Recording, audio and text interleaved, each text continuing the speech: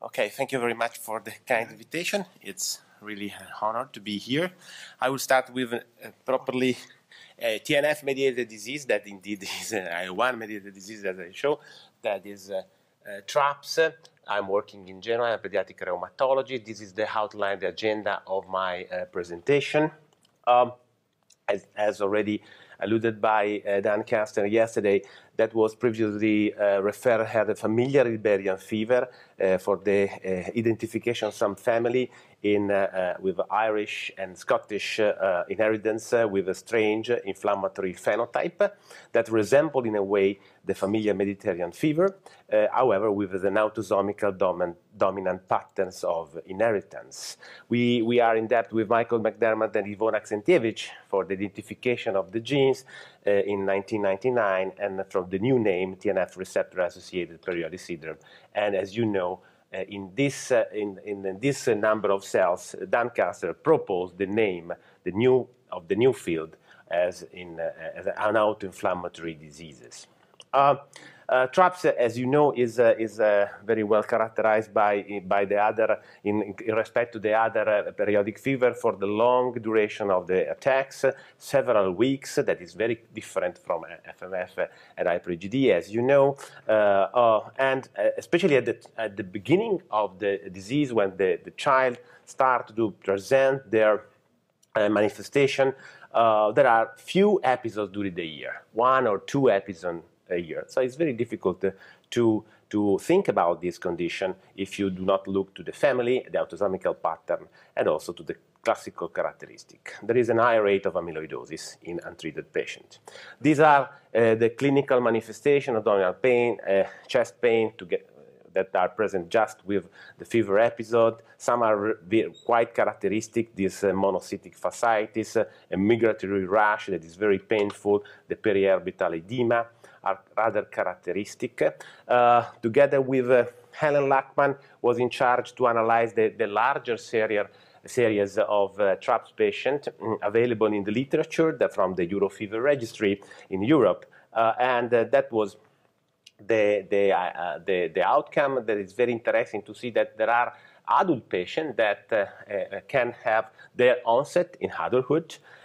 Even those patients with a very severe variant, cysteine or T50M variant, 14% of the patient can have a adult onset. So of course it's a genetic disease, usually involving and presenting in childhood, but some of the patients can have a late onset. Of course, you do not have to follow this tremendous table, but if you go to the paper, you can see the different clinical manifestations that can be presented in the different population, pediatric patient, adult onset, and so on. The skin manifestation can be very diverse. You can see here this kind of rash, polymorphous rash. This is the typical fasciitis, a very painful erythema, and at MRI you can see the fasciitis that do not affect the muscle but just the fascia, and is very painful. And this is again a migratory rash that again is very, very painful.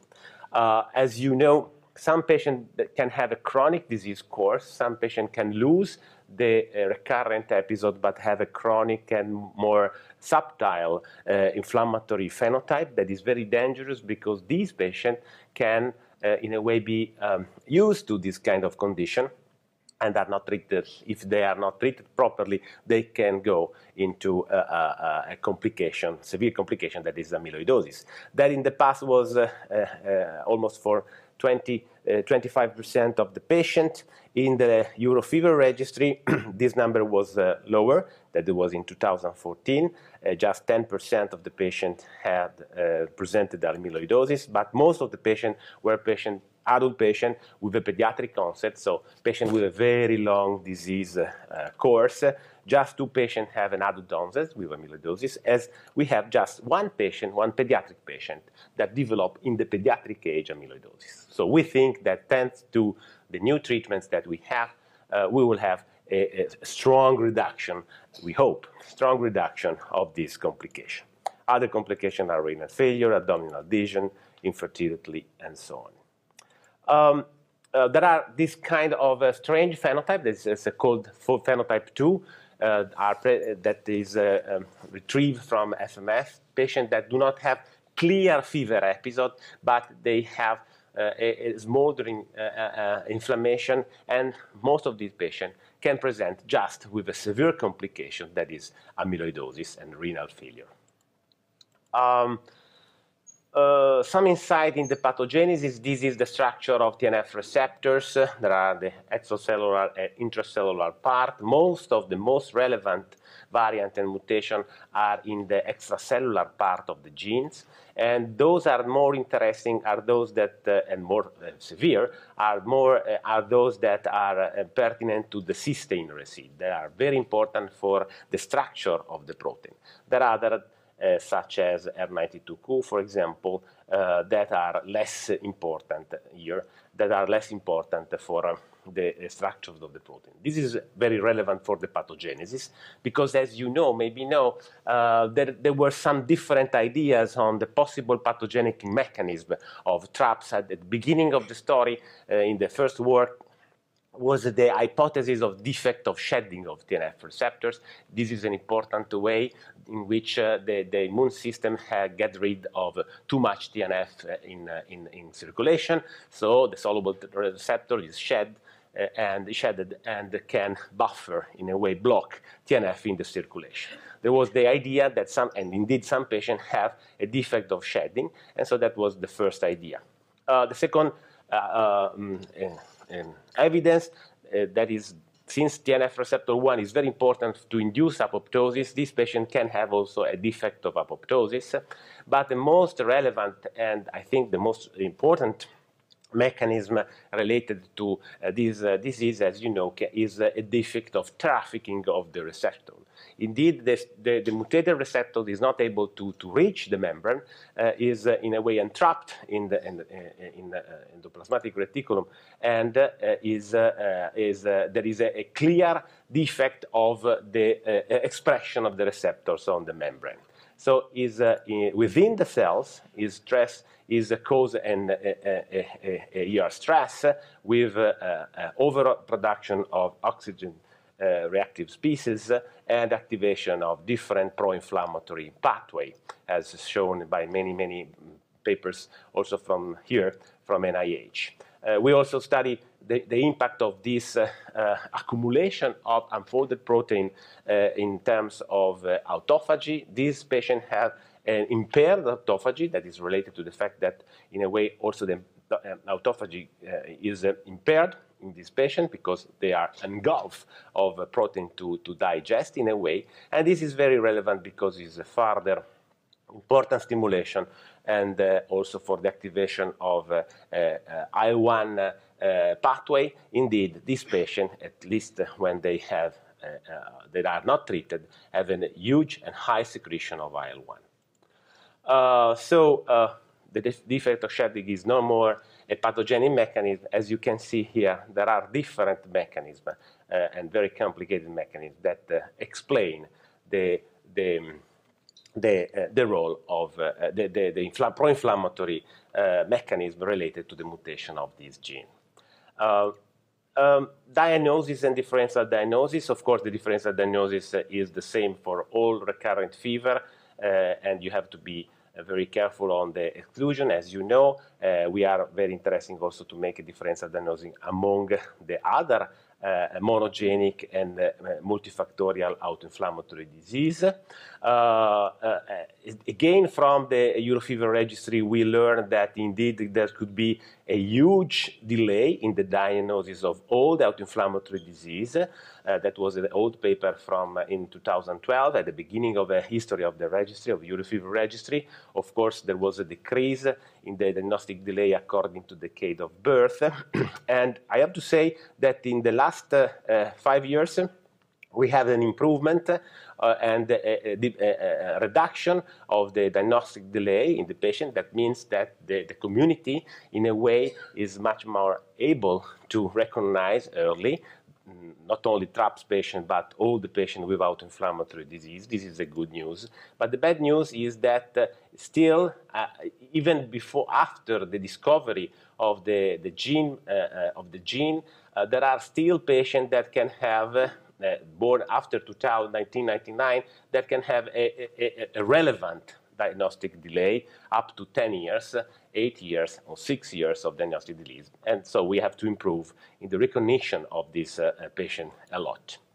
We do not have diagnostic criteria, as you know, just indication for genetic analysis. There are some tools that we can use. In Italy, we have this diagnostic score for periodic fever that can make you a risk of a patient to have a genetic disease, with periodic fever to have one of the 3 genetic diseases. But we have some evidence-based classification criteria. And these were done with a real patient coming from the Eurofever registry. And these are the preliminary criteria in which there was this kind of positive and negative clinical criteria. If you have this manifestation, and also if you do not have this manifestation, you can have a score with a cutoff and very high sensitivity or specificity.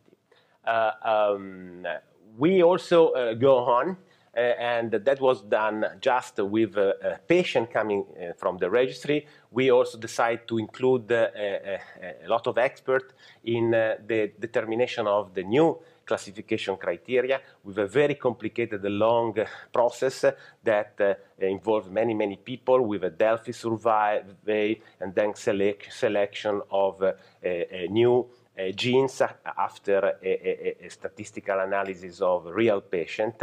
What was very important when we asked to all the experts around the world, which is the most important factor for you to identify a patient with a periodic fever monogenic of PFAPA. For the monogenic ones and also for TRAPS, for all the monogenic disease, the first rank, the most important for all the clinicians, was the positive genetic analysis. And that is very interesting because none of the diagnostic or classification criteria that are available so far in the literature for all periodic fever, monogenic periodic fever, are taking into account a genetic test. So in the new classification criteria that has been already just published, for the first time we decide, the expert, after the evaluation of real patient, to use some criteria that join genetic analysis and clinical features altogether. And these are the new classification criteria for TRAPS, presence of confirmatory genotype, but also you can have sometimes also non-confirmatory TNF genotype in Pata-Weber with a very specific manifestation. I will come back on that later on. So this criteria has a very good specificity and quite good sensitivity. But this is another novelty. Thanks to this process, also there is now the possibility to have a classification of the pathogenicity of most of the variants that are related to periodic fever, and also for TRAPS. Ivan Aksentievich is the editor for TRAPS in the InFever database. Thanks to this initiative, now it's possible to have in the InFever database a classification of each disease by experts, by expert geneticists on the pathogenicity of each condition. There is the problem of R92Q variant that, as you know, is a low penetrance variant, is a polymorphism, you can say, because it's present in up to 4% of the population, 1.5 or 2. At the beginning was referred as a possible variant in the context of TRAPS, but for sure with a milder disease course. Most of the parents are asymptomatic. Now we know that indeed a patient with this variant, if you screen children with periodic fever, you can find patients with R92Q, of course, because they are present in the normal population. And indeed, these patients behave much more like a PFAPA patient in terms of amelioration and treatment in the follow-up rather than a TRAPS patient. indeed it's clear that R92Q is maybe a functional polymorphism, is not a true variant. In fact, all the pathogenic mechanisms that are very important for the very severe cysteine mutation are absolutely absent and normal in for R92Q that is able to reach normally the membrane. We think that this is a polymorphism that has a functional effect, maybe of the overactivation of an NF-κB pathway. So we have to be very careful in the interpretation when we found this variant. That is very important to remember because we can have some misleading information coming from this information from the genetic analysis. Again, we have to still think about the possible role of mosaicism. Jasmine, we will talk about the evidence, in many cases for CAPS, but also in this autosomical dominant condition, there are now two cases in which it's clear that the mosaicism, somatic mosaicism can be related to a clear-cut TRAPS phenotype. In this case, very interesting, from Stony Brook University very recently, there was a patient that had a very late onset during his 50. Treatment and management. The patient responds quite well to steroid on demand. So when they have few episodes during the year, you can treat them with steroid on demand. But the problem is that after some times, they can have, like in PFAPA, they can have several different episodes, and they can be steroid dependent. Anti-TNF treatment, that is a sort of paradox. Even if the disease is pertinent to a TNF receptor, at the beginning, our colleague in NIH treat this patient after the idea of the defect of shedding with etanercept, but indeed it was clear that all patients have to withdraw the treatment at a certain point because of inefficacy. So etanercept is not a good drug for this patient. For sure, IL-1 is the drug of choice. This is the first children that we treated. So some months after the first publication of an adult patient by Anna Simon, from Anna Simon in Netherlands, with 2 months of follow-up. We decided to treat some patient with TRAPS severe patient that became steroid dependent. You can see was 2005. Giovanni had a very long episode with a huge amount of steroids during these long episodes. At a certain point, we decided to start with anakinra. We used for 15 days trying to give it on demand, but unfortunately it relapsed.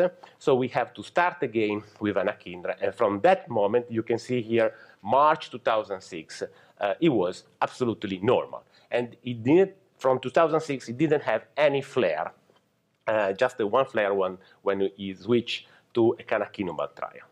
Anakinra for sure is much better than etanercept. That is our data coming from the Eurofever registry. That was also observed in the first pilot study that we conducted in Italy, in UK, with the monoclonal antibodies, canakinumab.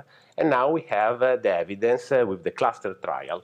The use of canakinumab in TRAPS is really effective in preventing and in controlling the disease activity, and is now licensed for TRAPS. It's important to say that even when in this unpublished data, when you treat a patient with very severe mutation or with 150 milligram or 300 milligram, you are able to reach a complete control in all the patients with the very severe mutation.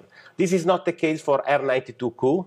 Just only 2 patients with R92Q reach a complete control of the disease out of 8. That means really that some of the R92 patients are not properly with the same disease, and we have to be very attentive.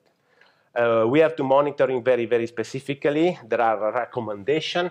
In 2015, we are now rewriting the new recommendation for TRAPS, hyper-IgD, and CAPS.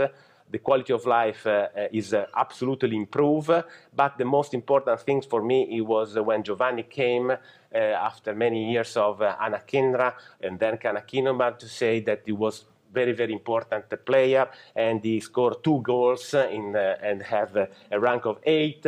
That was very good in the local journal, so I was very happy. His quality of life was very good. Thank you very much. In conclusion, I want to spare time. I see how TRAPS has changed in the knowledge of TRAPS. I would like to thank you for listening to me and all the people working with me on this subject. Thank you very much.